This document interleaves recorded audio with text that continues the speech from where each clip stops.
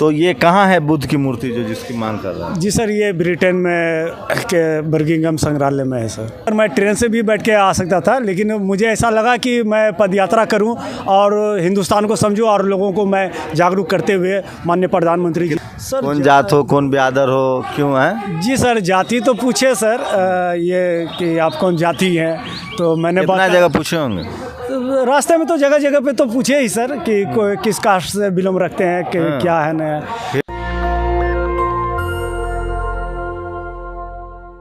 बिहार पहले बिहार था, बिहार मतलब बुद्ध विहार, भगवान बुद्ध की जन्मस्थली, और बिहार जहाँ उनको गया, जहाँ ज्ञान का उनको ज्ञान मिला। एशिया, लाइट ऑफ एशिया कहे जाते हैं। और पूरी दुनिया में 2500 साल पहले एक ऐसे शख्सियत का जन्म होता है जिसको उस समय 2500 साल पहले उन्होंने कहा कि कोई धरती पर भगवान नहीं है। आपका काम एक मनुष्य के तौर पर कैसा, आपका किस्मत वो तय करेगा कि आपका काम क्या है। और इस दुनिया में 2 लोगों की मूर्तियाँ सबसे ज़्यादा बनी हैं, तथागत बुद्ध और डॉक्टर अम्बेडकर। मेरे साथ एक शख्स हैं, उन्होंने एक टी शर्ट पहन रखा है, शेड्यूल कास्ट कम्युनिटी से आते हैं, और बुद्ध की एक मूर्ति के लिए, जो कि लंदन में है, जब अंग्रेज़ भारत में राज कर रहे थे तब वो मूर्ति ले गए थे, वो मूर्ति की वापस लाने की मांग कर रहे हैं।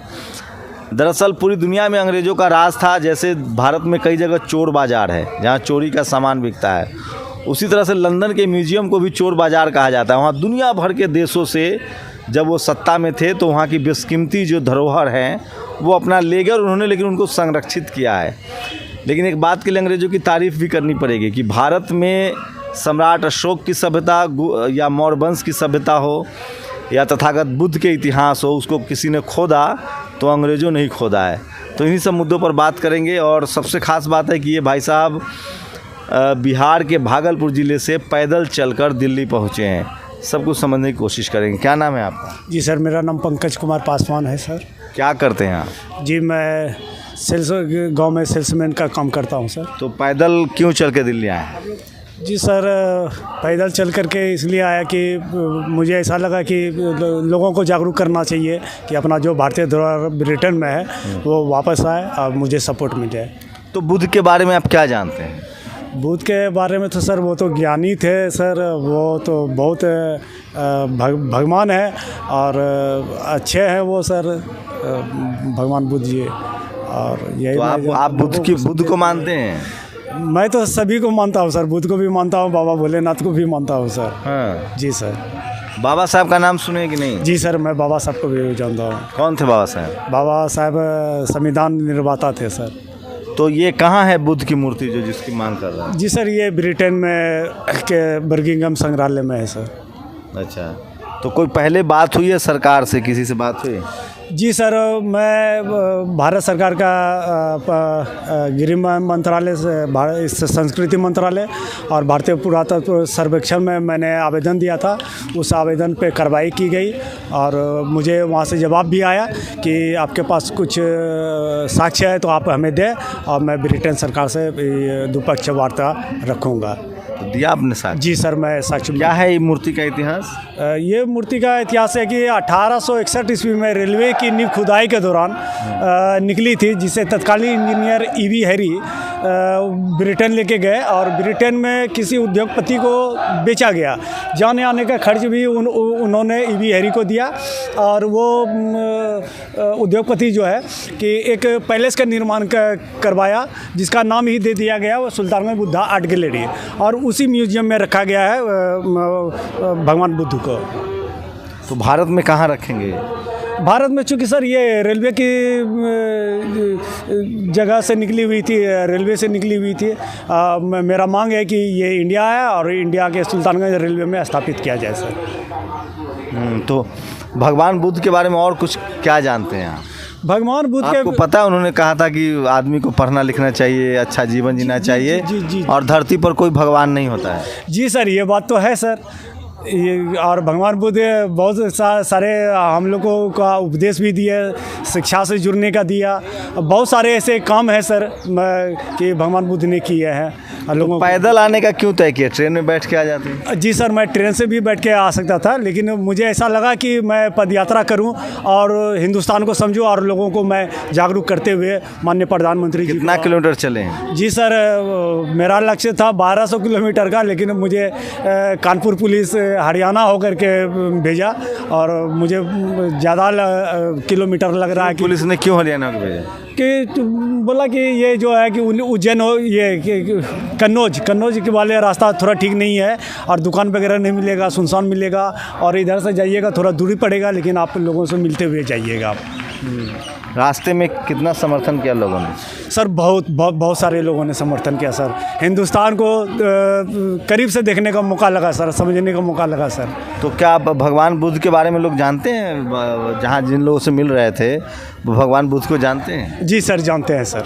क्या कहते हैं इनके बारे में? इनके बारे में बोले कि वो भगवान है और लोगों को बहुत सारे शिक्षा दिए और उपदेश दिए हैं।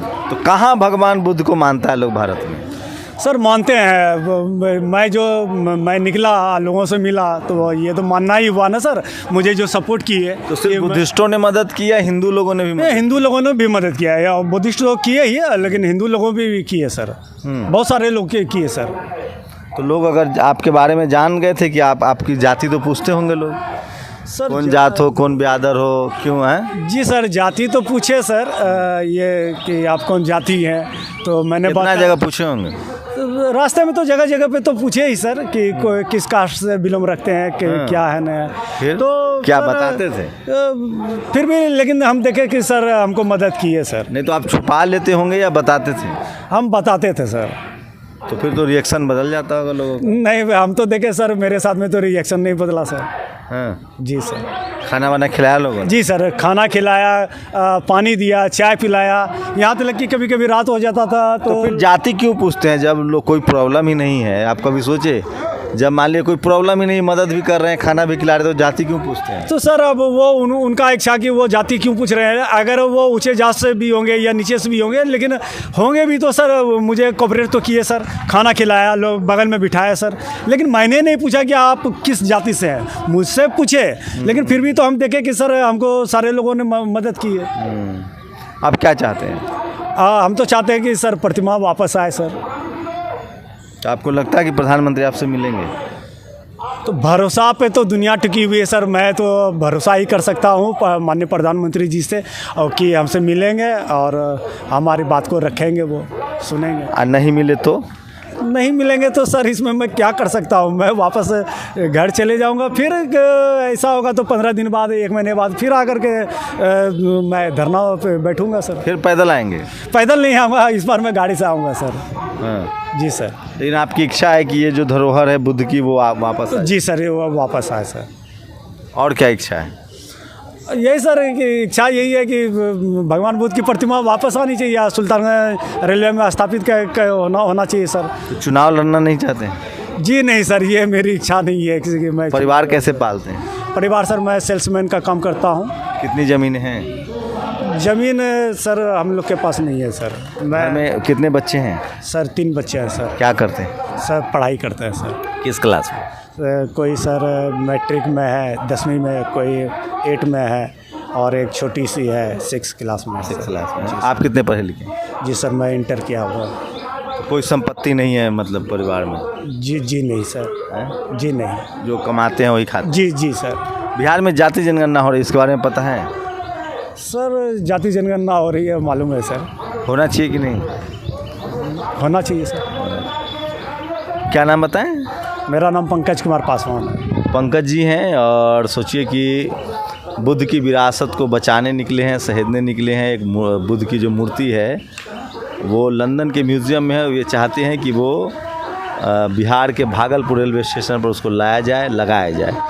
पूरी बातचीत पर आप लोग अपनी प्रतिक्रिया ज़रूर दीजिए। पंकज जी का हौसला अफजाई भी कीजिए कि वो दिल्ली पैदल चल कर आए हैं और प्रधानमंत्री से मिलना चाहते हैं।